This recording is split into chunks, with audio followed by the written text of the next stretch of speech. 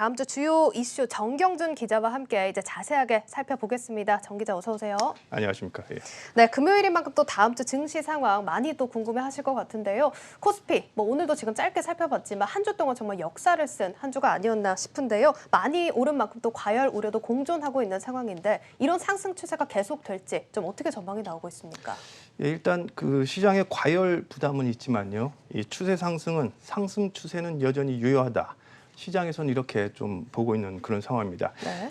주초에 외국인 매도 물량 나오면서요. 큰 폭으로 코스피 지수가 이제 밀렸는데 이 바로 반등에 나오면서 일거에 낙폭을 만회하는 모습을 또 보였습니다. 또 목요일이었죠. 어제 선물 옵션 만기일이었는데 이때도 이제 우려감이 있었는데 만기일 무탈하게 넘어갔습니다. 지금 뭐 이 증권 코스피 차트가 나올지 모르겠는데요. 보시면 그 기술적으로 보시면 캔들 차트 보시면 이 몸통 이 양봉 나왔을 때 몸통이 좀 길어지는 형상이고요. 네. 음봉 나왔을 때 이 몸통은 약해지는 그런 짧아지는 추세를 보이면서 아무래도 이 매수 세력이 좀 위에 있다 이렇게 보시는 것 같습니다.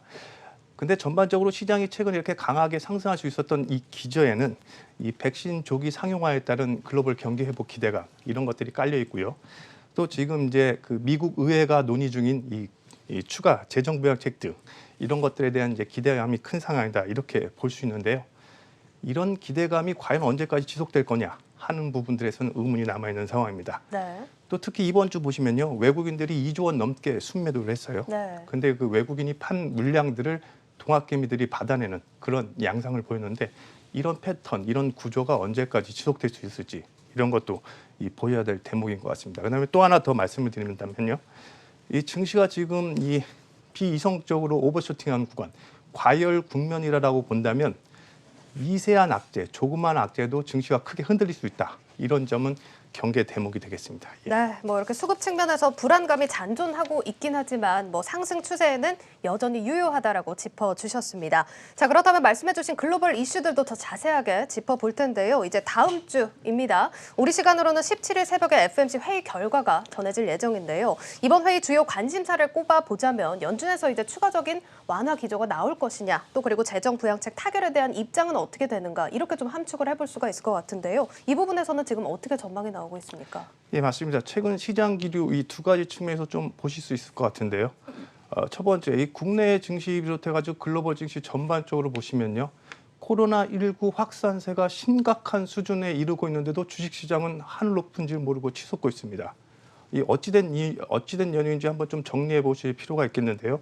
아무래도 앞서 말씀드린 바와 같이 이 백신 개발에 따른 기대감, 아무래도 백신이 개발되면 이 글로벌 경기 회복이 일어나고 그 가운데서도 그동안 많이 억눌렸던 이 신흥국 중심으로 강한 성장세가 나올 거다. 이런 기대감이 일단 깔려 있는 거고요.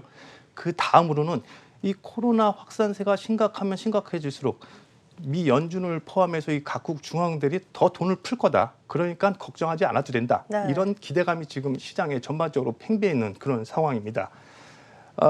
지난번 11월 달에 미국의 그 코로나19 확산세가 심각 단계에 이르렀을 때 시장에서는 어떤 얘기가 나왔냐면요. 연준이 지난 3월처럼 또다시 긴급 회의를 열어가지고 추가로 더 돈 푸는 거 아니야? 이런 기대감이 있었거든요. 이만큼 시장은 모든 악재를 다 긍정적으로 기대감으로 보는 지금 그런 상황이다. 이렇게 보시면 될 것 같은데요. 연준이 이런 시장의 상황들을 모를 리가 없는데요. 연준도 연준 나름대로의 고민 있는 그런 상황입니다. 이 얘기에 좀 살을 덧붙이자면 주 초에 고용 지표가 굉장히 악화된 수준으로 발표가 됐는데 원래 같았으면 시장이 영향을 받았겠지만 추가 부양책에 대한 기대가 커지면서 오히려 상승 마감을 해줬거든요. 지금 이런 상황들을 보면 경기 부양책에 대한 시장의 기대가 얼마나 큰지 또 살펴볼 수가 있겠습니다. 연준이 어떤 선택을 할지도 지금 굉장히 궁금한 상황인데 어디에 저희가 관전 포인트를 둬야 될까요? 네, 고용 지표 관련해서는 제가 이따 말씀 또 드리겠는데요. 네. 일단 연준이 어떤 선택을 할지가 이제 초미의 관심사다 이렇게 볼 수 있겠는데요. 시장에서 요구하는 부분 딱 두 가지입니다. 지금 이제 CG로 나오고 있는데요. 그 연준이 지금 자산 매입 규모 있지 않습니까? 우리가 소위 말해서 양적 완화라고 하는데 월 한 1,200억 달러 정도 이제 채권을 매입을 하고 있는데 이걸 더 사달라는 거예요. 더 늘려달라는 거고. 또 이와 니들이 양적 완화로 채권을 사들일 거면 조금 장기물 채권 비중을 좀 늘려달라. 그래야지 우리가 값싼 이자로 더 오랫동안 돈을 굴리지 않겠느냐 이런 판단인 겁니다. 결국 이래저래 여러모로 보면요. 연준 니들이 좀 돈을 더 시장에 좀 더 싸달라 이런 얘기거든요. 네. 근데 연준은 지난 3월 달 그 코로나19 팬데믹 이후에 엄청난 돈을 시장에 쏟아부었습니다. 그래서 물론 이제 V자 반등을 일궈낸 그런 뭐 측면도 있긴 한데요. 지금 와서 보니까 이 실물 경기 살리려고 돈을 쏟아부었는데 이게 오히려 주식이나 부동산 같은 이 자산 시장 거품만 지금 엄청 키운 상황이 돼버린 거죠. 이게 바로 이제 전문가들이 말하는 통화 정책의 한계점인데 이런 것들이 지금 이제 여실히 드러나고 있는 거죠. 그리고 더 이상 통화 정책도 시장에서 이제 먹혀들고 있지 않는 그런 상황이라고 보시면 됩니다. 네. 그 금융투자업계 전문가들 사이에서는 이런 얘기를 하고 있어요. 코로나19로 팔이 다쳤는데 양적 완화를 통해 가지고 보약만 먹이다 보니까 배만 나오게 되는 상황. 결국 네. 이 팔을 치료해야 되는데 배만 나오니까 결국 이게 주식과 부동산 시장의 자산 과열로 거품으로 이어진 거죠. 그러니까 결국 나중에는 이 나온 배를 좀 줄여야겠죠. 그럴 때 시장에 심각한 충격이 올 수 있다 이렇게 이제 보시는 거고요. 또 연준이 이 달러의 신뢰 문제라든지 그다음에 인플레 문제 때문에 더 이상 돈을 찍어낼 수가 없는 그런 상황도 있습니다. 이건 제가 나중에 좀 기회가 되면 다시 한번 말씀을 드릴 텐데요. 그때 한번 좀 자세히 다뤄보도록 하겠습니다. 17일 새벽에 나오는 미 연준의 결과는 일단 두 가지로 보시면 될 것 같습니다. 기존의 완화적 통화 정책을 유지하되 시장이 변동할 때는 대응하겠다.